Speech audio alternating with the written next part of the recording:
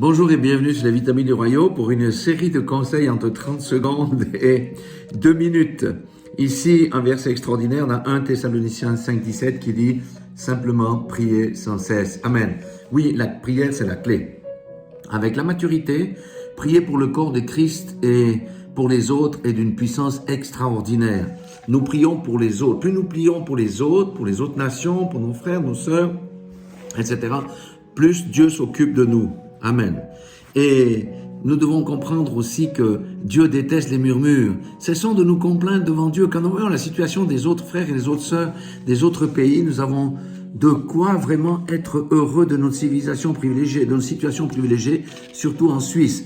Donc, priez sans cesse. Bien sûr qu'on prie pour nous-mêmes, pour nos difficultés, pour nos épreuves, pour nos enfants, pour nos épouses, pour nos familles.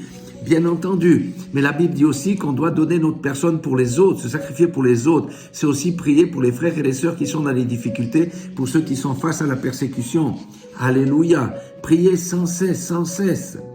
Combien de temps accordons-nous à la prière, frères et sœurs? Combien de temps est-ce que j'accorde à la prière? Combien de temps? La puissance d'un homme ou d'une femme de Dieu, la puissance d'un disciple, eh bien, est proportionnelle à son temps de prière. Plus on prie, plus c'est la respiration avec Dieu. Plus nous prions, plus nous devenons forts, plus nous fortifions notre être intérieur.